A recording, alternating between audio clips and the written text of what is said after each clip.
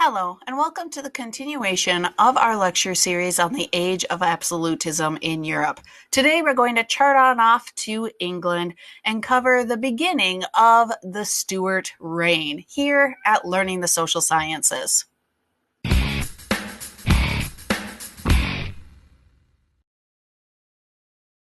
The Stuarts came to the throne after the death of Queen Elizabeth I in 1603. She died without an heir, and so James I, the son of Mary, Queen of Scots, also the King of Scotland, came to the throne.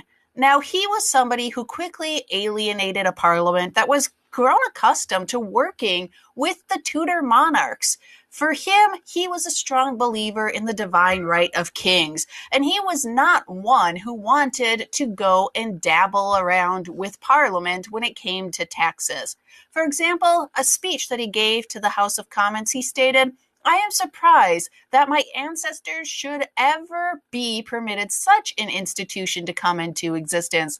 I am a stranger and found it here when I arrived, so that I am obliged to put up with what I cannot get rid of."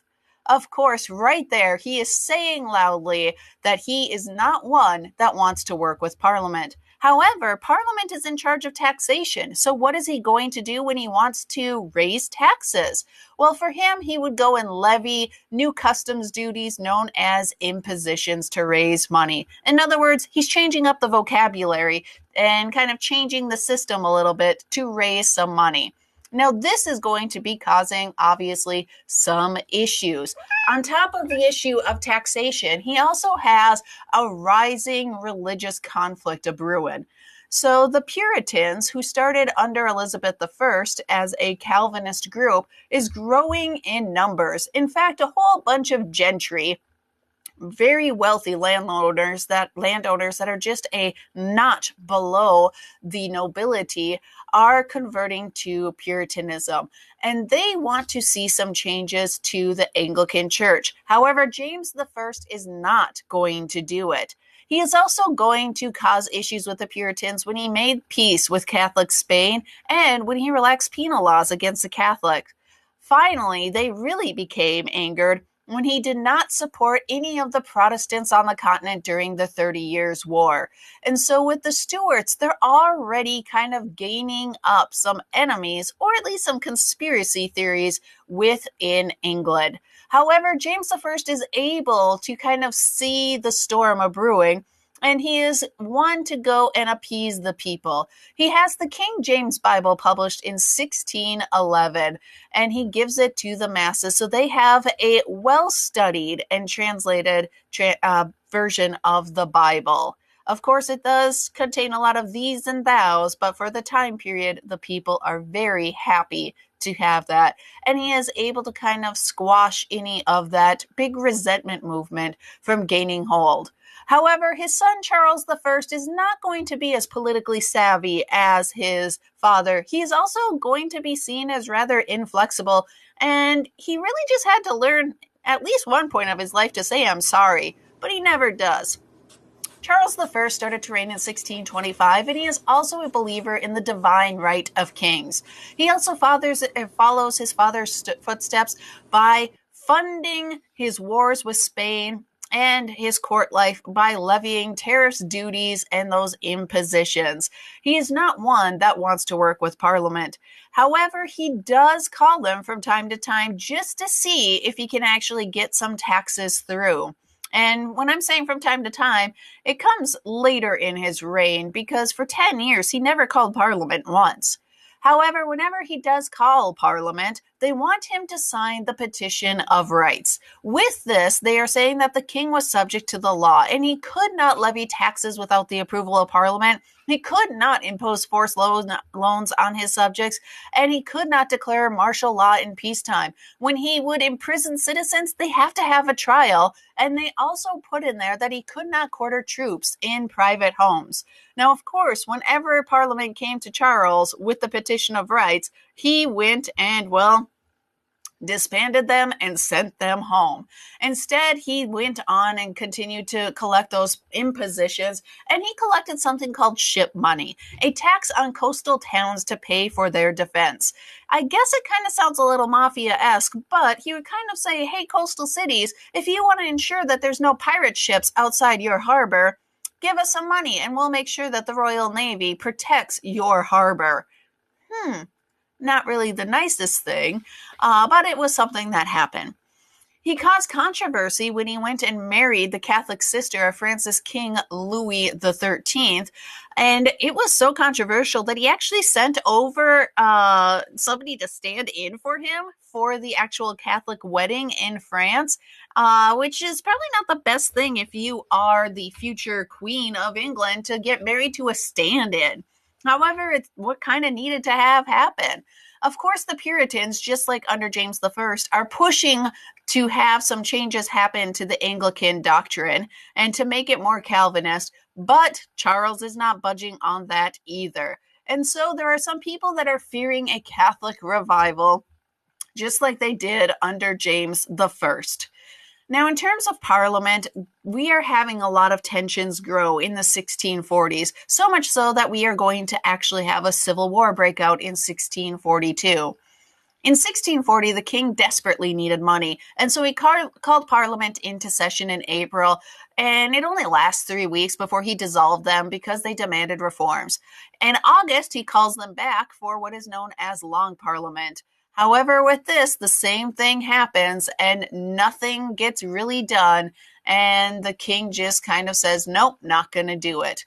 Now, in the summer of 1642, Charles went to go have the leaders of Parliament arrested for not doing the course of government. Now, during this, though, they were able to escape, and they went off and formed their own army, the Roundheads. And so war broke out between the Royalists, the supporters of Charles I, known as the Cavaliers, and the Parliamentarians, or those Roundheads, named after the shape of their metal helmets.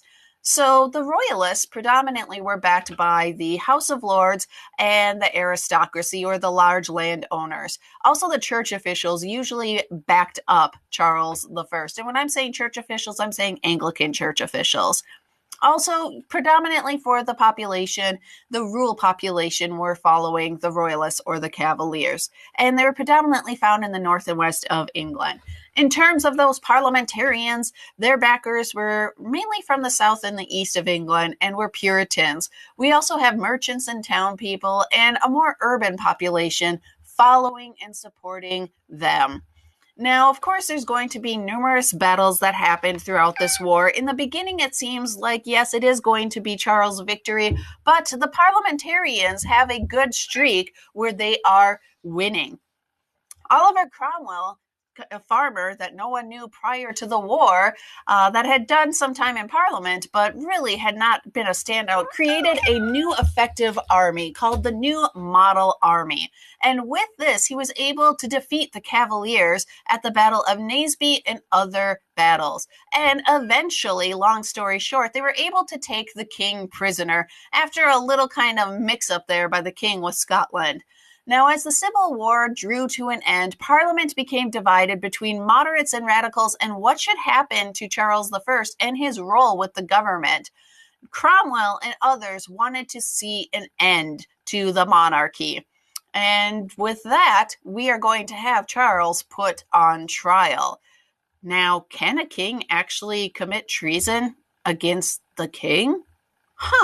Or is it that a king could actually commit treason against his country? Well, for that, we have something called Rump Parliament happen.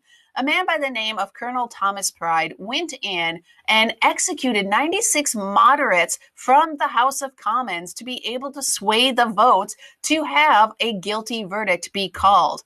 Now, Charles, throughout the trial, maybe would have been able to save himself if he kind of said, I'm sorry, and actually worked with Parliament, but he is one that stood by, well, what he thought was right. And so he was found guilty and was beheaded in January of 1649.